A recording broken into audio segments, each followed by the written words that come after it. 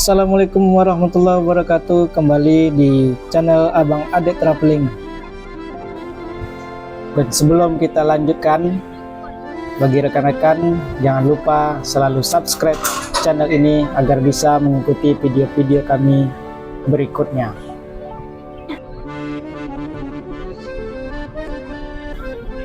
Baiklah, video kali ini adalah lanjutan dari perjalanan kita dari Pelabuhan Buton menuju Batam edisi part 2, dimana saat ini kita telah bertolak dari Pelabuhan Buton dan kita lagi berada di perairan selat antara Pulau Buton menuju Selat Panjang.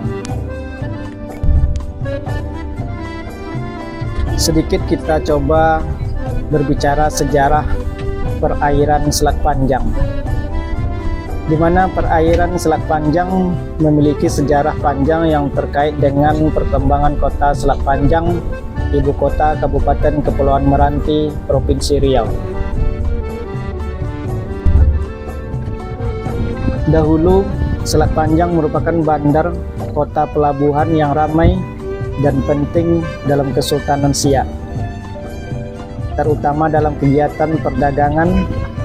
Perairan Selat Panjang juga menjadi jalur transportasi penting yang menghubungkan Pekanbaru dengan Kota Batam dan Tanjung Balai Karimun.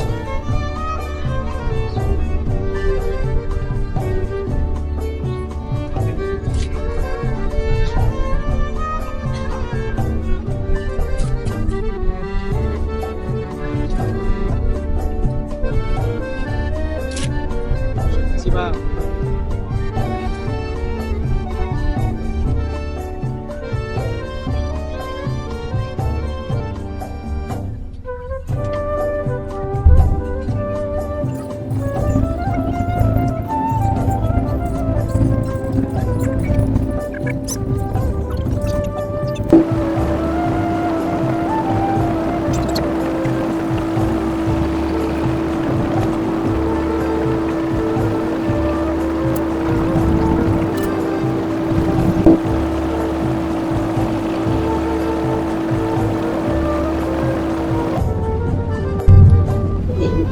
Beberapa poin penting mengenai sejarah perairan Selat Panjang. Pertama, merupakan pusat perdagangan.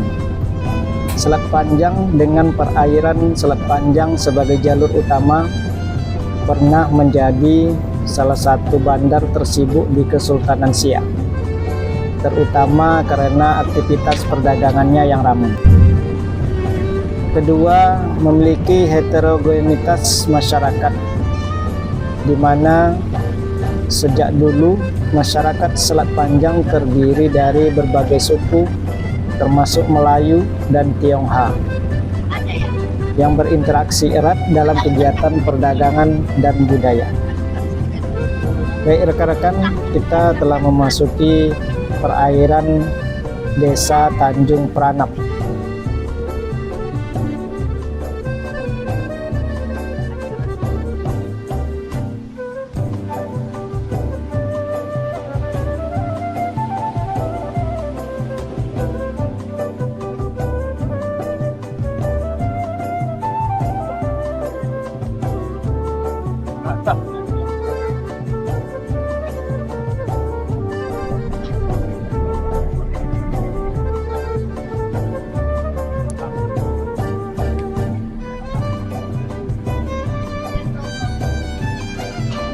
Perairan Desa Tanjung Pranap merupakan perairan sungai di mana menjadi pilihan dari beberapa kapal cepat.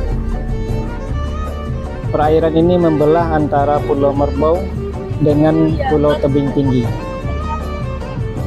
Banyak sekali kapal-kapal yang memilih lewat jalur ini untuk menghemat waktu sehingga bisa lebih cepat sampai menuju kota Selat Panjang. Jalur kapal dari Sungai Tanjung Pranap menuju Selat Panjang umumnya melalui perairan yang menghubungkan Sungai Tanjung Pranap dengan Selat Panjang, yang mungkin melewati beberapa pulau kecil dan alur sungai lainnya di sekitar wilayah tersebut.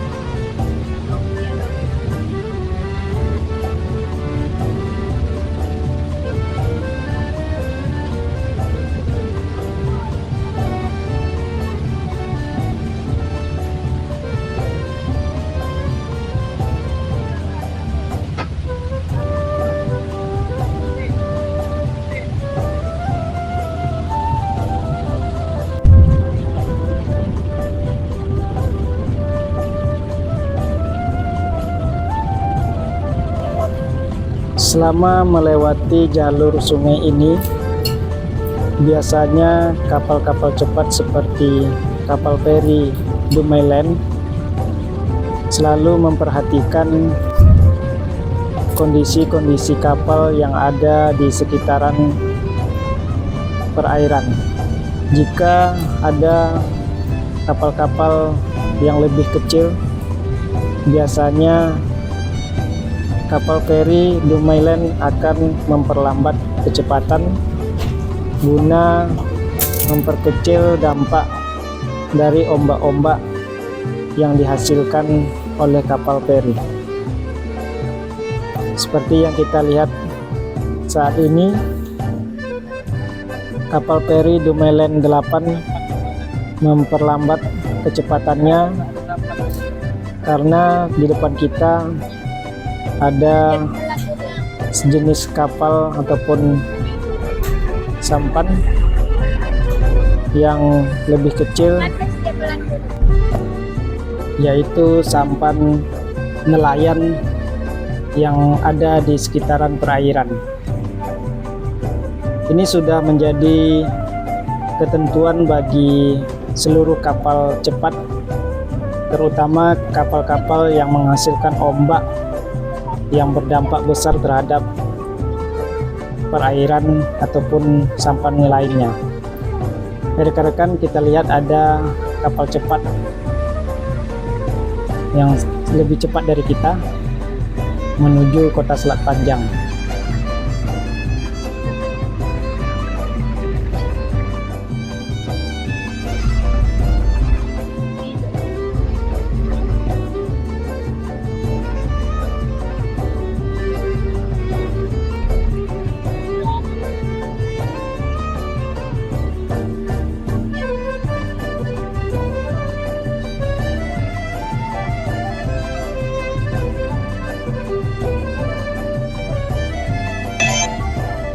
Kali ini kembali kapal feri Dumailand 8 memperlambat kecepatannya karena di depan kita ada kapal yang lebih kecil yang lagi melintas di perairan yang sama.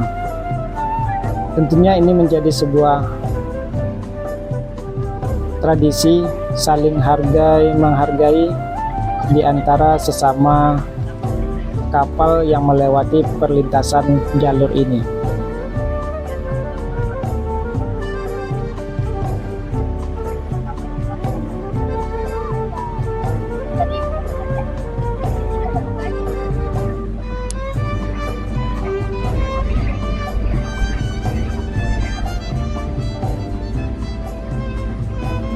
Tapi kok dia ada batu itu, Bang?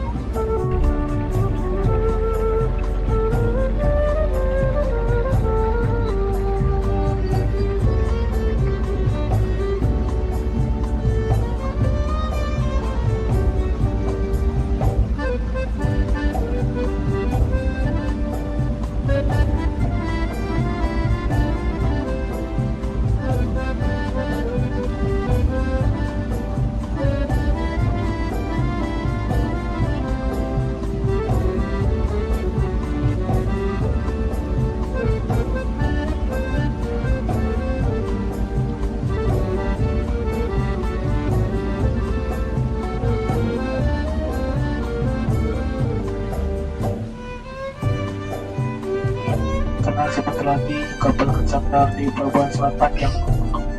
Sebelum meninggalkan korsana masing-masing, harap bersih kembali semua barang bawaan Anda yang sampai Anda tinggal ataupun yang tertukar di atas kapal. Atas perhatiannya, kami terima kasih dan selamat siang.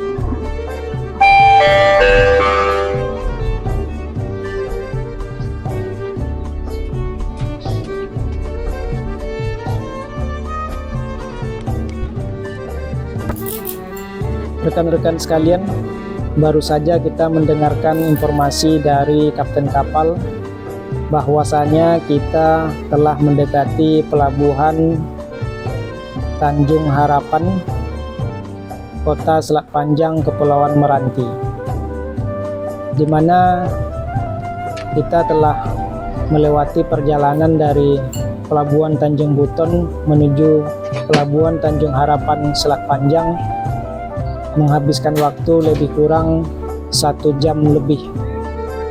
Saat ini kita berada pada pukul 2 siang.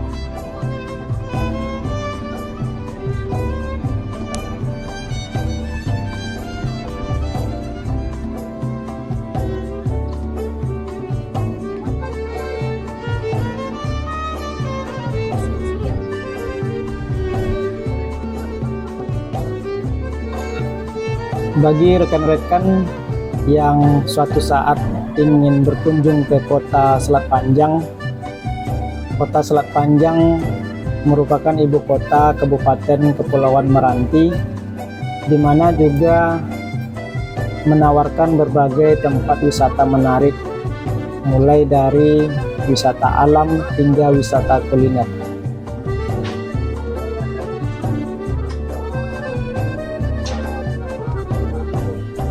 Beberapa tempat yang bisa dikunjungi antara lain Pantai Dorak, Jembatan Pelangi Selat Panjang, wisata mangrove Sungai Tohor, dan Taman Cikuan. Selain itu, rekan-rekan juga jangan lewatkan kesempatan untuk bisa mencicipi kuliner khas Selat Panjang seperti mie sagu dan roti canai.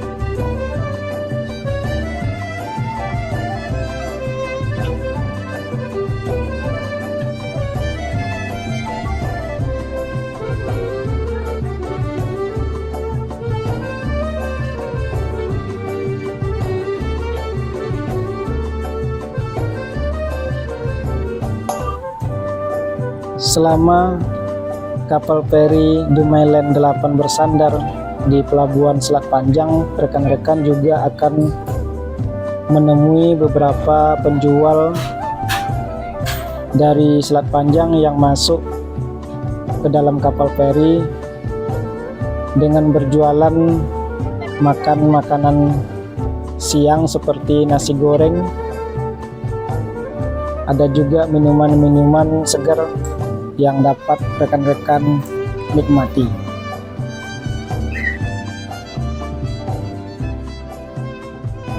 Untuk menuju kota Selat Panjang dari Pekanbaru, rekan-rekan juga bisa memilih menggunakan kapal legendaris, yaitu kapal KM Jelatik Express, di mana KM Jelatik Express bertolak dari kota Pekanbaru dari pelabuhan Sungai Duku. Untuk video mengenai perjalanan menggunakan KM Jelatik Express, rekan-rekan bisa melihat video saya sebelumnya.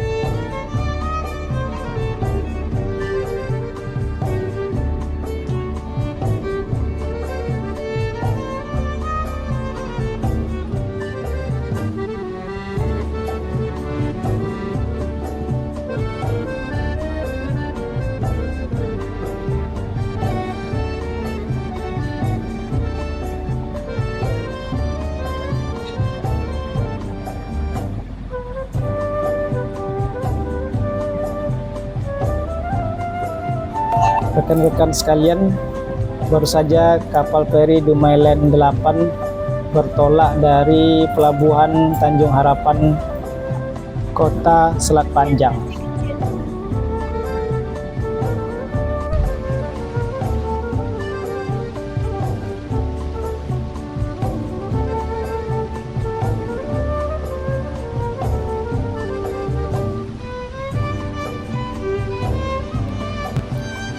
Perhentian berikutnya kapal feri Dumailand 8 adalah menuju Pelabuhan Repan.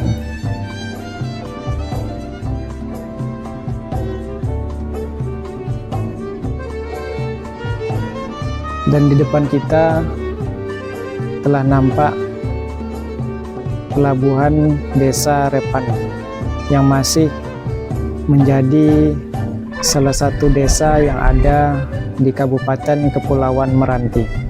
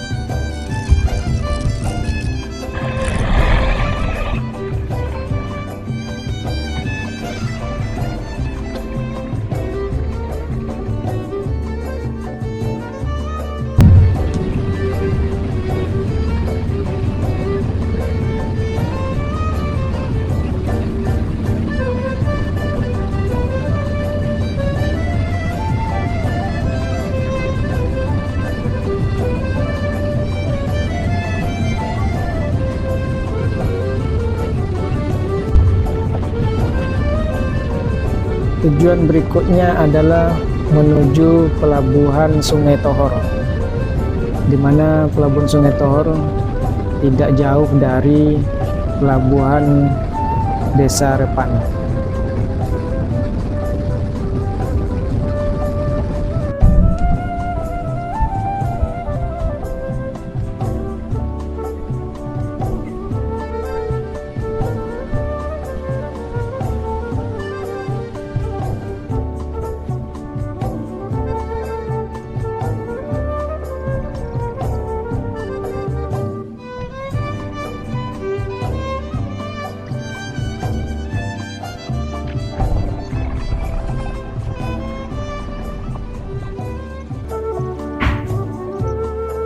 Baik rekan-rekan, di depan kita telah nampak pelabuhan Sungai Tohor, di mana pelabuhan Sungai Tohor merupakan pelabuhan perhentian yang ketiga yang disinggahi oleh kapal feri Dumai Line 8.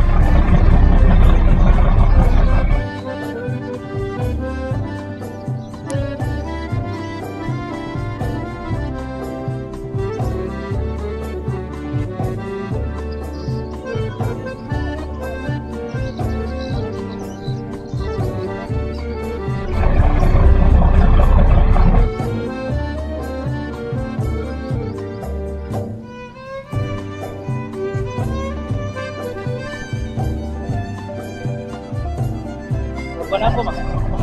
Ini sama? Ini sama? Ini Tohor. Oh, ini sama belum lagi? Belum lagi ya?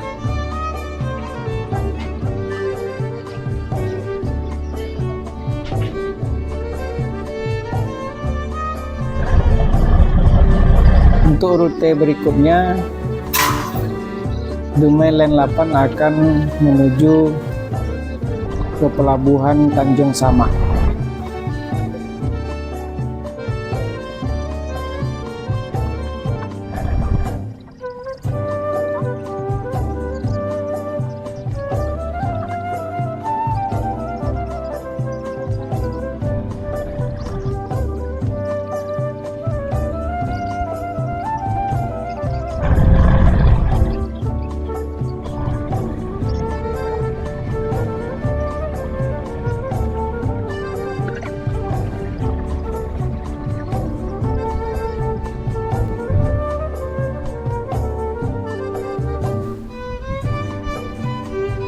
Di depan kita telah nampak pelabuhan Tanjung Samak, di mana pelabuhan Tanjung Samak ini adalah perhentian Dumai Line 8 yang keempat.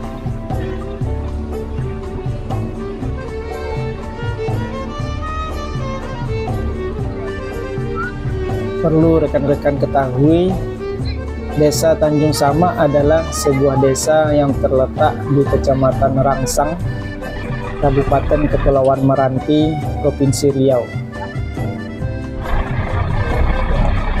Desa ini merupakan salah satu desa tertua di Pulau Rangsang dan juga menjadi ibu kota Kecamatan Rangsang. Tanjung Samak dulunya merupakan bagian dari Pulau Rangsang dan dikenal dengan sebagai kampung yang banyak ditumbuhi pohon nyireh atau kayu bakau. Masyarakat dari Pulau Jawa yang datang untuk mencari kehidupan yang lebih baik awalnya menetap di Pulau Manggung, namun karena ukurannya yang kecil mereka kemudian berpindah ke pulau seberang yang lebih besar yang kemudian menjadi Tanjung Samak.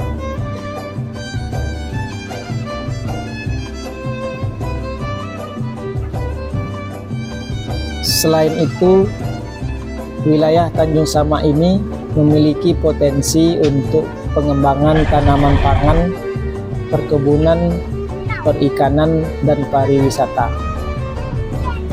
Penduduk desa Tanjung Samak ini terdiri dari berbagai suku, agama, dan budaya.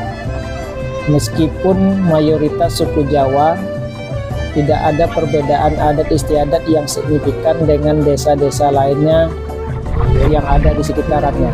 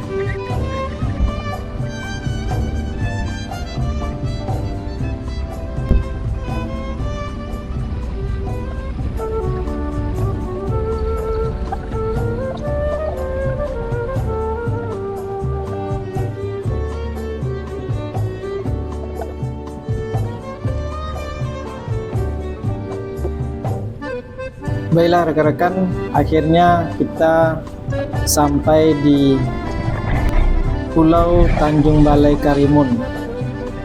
Dan kita sebentar lagi akan bersandar di pelabuhan Tanjung Balai Karimun, di mana Tanjung Balai Karimun sudah termasuk bagian dari salah satu pulau yang ada di Provinsi Kepulauan Riau.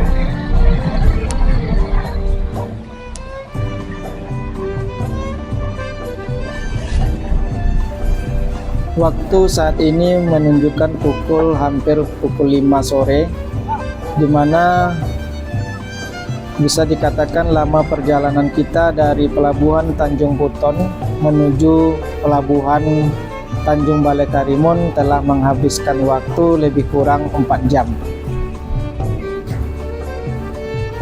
Dan perjalanan berikutnya dari Tanjung Balai Karimun adalah menuju Kota Batam.